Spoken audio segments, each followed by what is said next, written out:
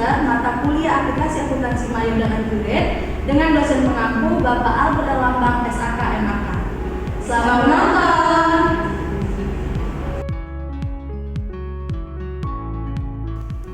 Nah, Accurate adalah aplikasi yang kami gunakan untuk menyelesaikan studi kasus di PT Sudah Jalan. Langkah pertama yang kita lakukan adalah melengkapi data perusahaan, yang dimana berisikan nama usahanya, bidang usaha, kategori usahanya, tanggal mulai datanya, mata uang dasar, di sini kita pakai rupiah, dan metode persediaan di sini kita pakai metode FIFO. Kemudian kita akan mengisi nomor telepon, alamat, email, dan periode akuntansinya. Selanjutnya kita akan menambahkan daftar akun pada menu buku besar, akun perkiraan. Kita tambahkan data baru, lalu isi tipe akunnya, kode perkiraan, dan nama akun.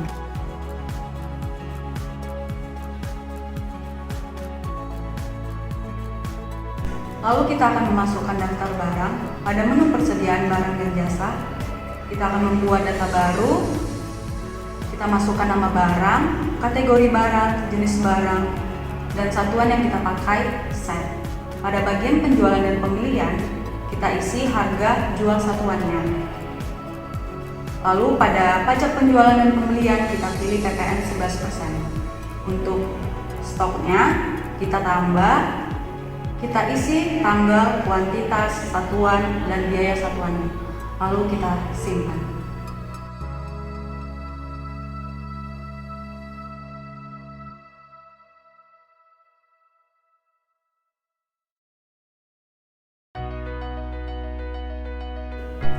Selanjutnya pada bagian penjualan kita buka pelanggan, lalu buat daftar baru, masukkan nama pelanggan, kategorinya, dan pada bagian penjualan masukkan kategori harga, kategori diskon, dan syarat pembayaran.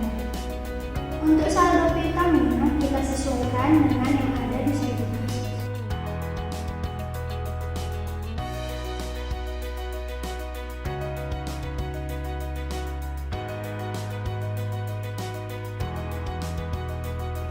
Pada menu pembelian, kita masuk ke bagian pemasok, lalu isi nama pemasoknya, terus kategori pemasoknya, dan untuk bagian pembeliannya, kita isi syarat pembayarannya, dan untuk saldo utangnya disesuaikan dengan yang ada di studi kasus.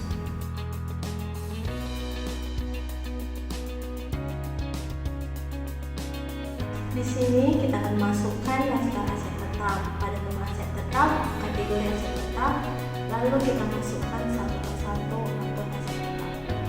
Pada aset tetap, kita buat data baru, kita sesuaikan nama, tanggal dibeli, tanggal dipakai, aset tidak berwujud, metode penyusutan, metode garis lurus, akun aset, akun akumulasi penyusutan, akun beban penyusutan, kuantitas, uang aset, lalu di sini kita akan membuat proses akhir bulan. Pada menu perusahaan, proses akhir bulan, data baru, kita isi bulan, tahun, lalu disimpan. Untuk melihat daftar laporan, pada menu laporan, neraca, setelah itu kita sesuaikan dengan daftar laporan yang ada di studi kasus. Nah, setelah neracanya disesuaikan dengan yang ada di studi kasus, kita akan melanjutkan ke transaksi yang ada di bulan Januari 2025. Kita masuk di bagian persediaan, permintaan barang, lalu kita masukkan tanggalnya, tanggal 3, tipe permintaan yang beli barang, dan kita masukkan ke daftar barang dan jasanya permintaan apa saja yang diminta oleh gudang dan kuantitasnya disesuaikan. Lalu kita simpan. Kemudian kita lakukan transaksi yang kedua, yaitu di tanggal 6, yang dimana kita akan memesan barang yang telah kita minta sebelumnya. Kita masuk ke bagian menu pembelian, pesanan pembelian, kita masukkan pemasoknya, tanggalnya, lalu kita ambil dan telah kita pesan sebelumnya. Lalu di bagian info lainnya kita masukkan syarat pembayaran, alamatnya, lalu kita centang pajak, kena pajak, lalu tanggal pengirimannya, lalu disimpan. Dan di transaksi yang ketiga, yaitu di tanggal 12, kita menerima pesanan yang telah kita pesan sebelumnya. Masuk ke menu pembelian, penerimaan barang, lalu data baru, kita masukkan diterima dari siapa, lalu masukkan tanggalnya, lalu kita ketik nomor terimanya. Lalu pada menu selanjutnya kita masukkan barang yang telah kita terima. Setelah itu di info lainnya kita masukkan alamat dan tanggal kirim. Transaksi selanjutnya pada tanggal 13, perusahaan menerima tagihan. Ini kita akan membuka menu pembelian, faktur pembelian, lalu kita buka data baru, isi pemasok, tanggal, kita ambil dari penerimaan.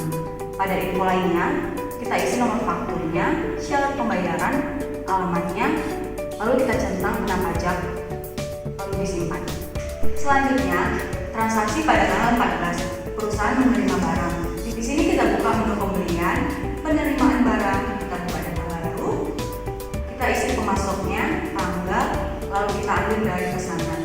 Di info lainnya, kita isi alamatnya, tanggal kirim, pengiriman, lalu kita simpan. Transaksi pada tanggal 17, perusahaan melakukan retur. Pilih menu pembelian, retur pembelian, data baru, isi pemasok, tanggal, dan nomor faktur. Lalu ambil barang yang ingin diretur.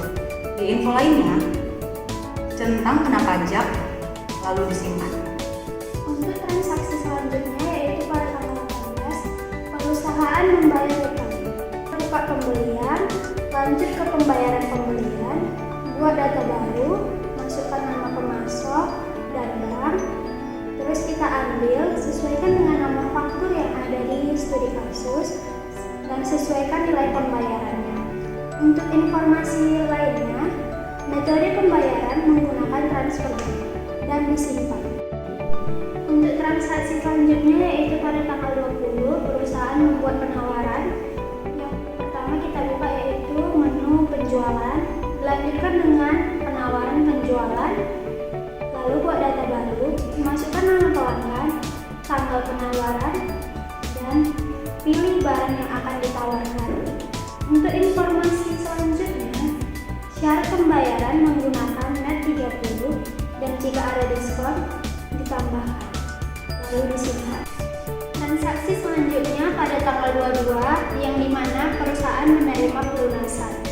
Kita buka menu penjualan, dilanjutkan dengan penerimaan penjualan, lalu buat data baru, masukkan nama pelanggan dan bank, ambil sesuai dengan nomor faktur yang ada di studi kasus,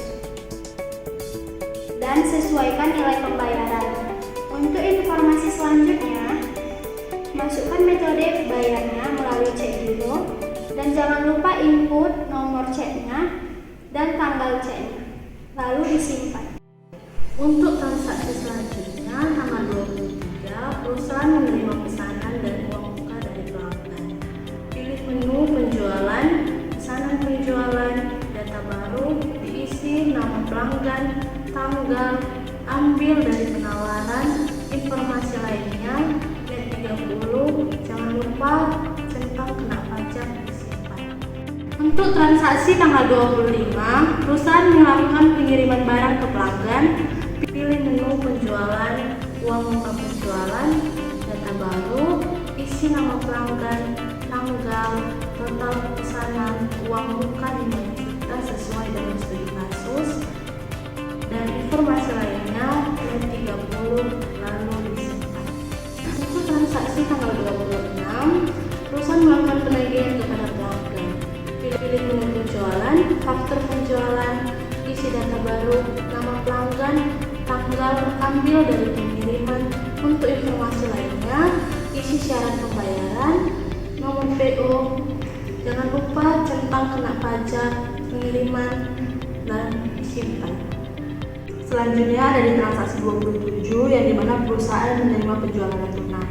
Buka menu penjualan, faktur penjualan, lalu kita isi nama pelanggannya, tanggalnya, lalu kita masukkan barang apa saja yang dia pesan.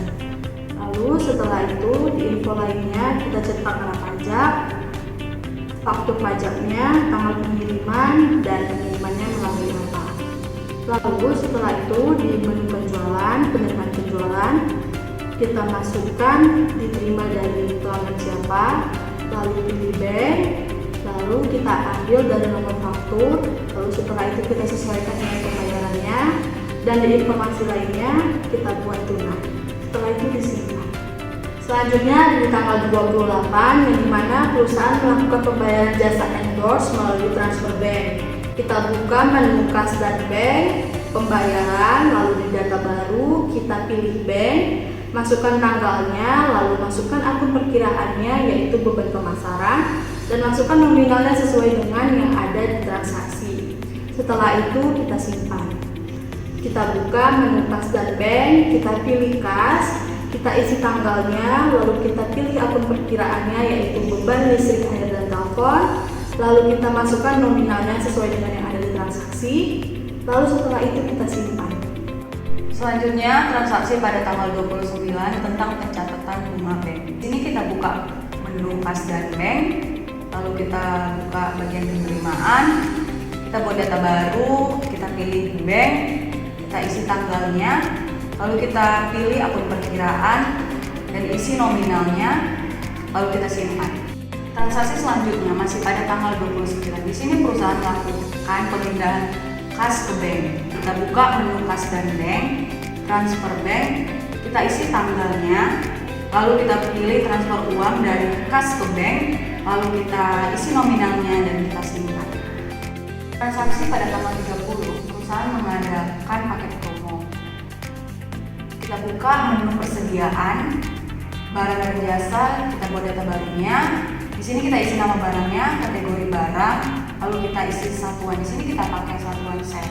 Di rincian grup kita masukkan isi paket promonya, dan di bagian penjualan dan pembelian itu kita isi harga paket promonya, lalu kita simpan. Untuk transaksi tanggal 30, perusahaan melakukan penjualan secara kredit. Menu yang dibuka ikuti penjualan, lalu faktur penjualan, data baru, isi nama pelanggan, tanggal, dan pilih barang yang akan dijual. Untuk informasi selanjutnya, isi syarat pembayaran net 30, centang kena pajak, tanggal faktur pajak, tipe transaksi, tanggal pengiriman, dan pengiriman menggunakan mobil pickup, lalu disimpan. Untuk transaksi tanggal 31, perusahaan melakukan stock opening. Menu persediaan, penyesuaian persediaan, masukkan tanggal, pilih barang, lalu pilih pengurangan dan kuantitas dan gudang, lalu disimpan. Untuk transaksi tanggal 31, perusahaan akan melakukan rekonsiliasi di menu daftar laporan, pajak, lalu rekonsiliasi PPN lebih kurang bayar. Setelah itu kita akan sesuaikan, pilih buku besar, lalu jurnal umum, isi data baru, lalu kita pilih PPN keluaran dan PPN masukkan PPN kurang bayar. Untuk PPN keluaran, nominalnya ada di daftar laporan yang sebelumnya. Untuk nominal PPN masukan ada di daftar laporan sebelumnya. PPN kurang bayar antara selisih dari PPN keluaran dan masukan di kredit, lalu simpan. Untuk transaksi yang terakhir tanggal 31, perusahaan akan melakukan proses closing akhir bulan. Kita pilih dulu perusahaan, lalu proses akhir bulan kita isi bulan, tahun, lalu disimpan. Setelah itu kita akan melihat daftar laporan yang ada di daftar laporan, lalu menu keuangan,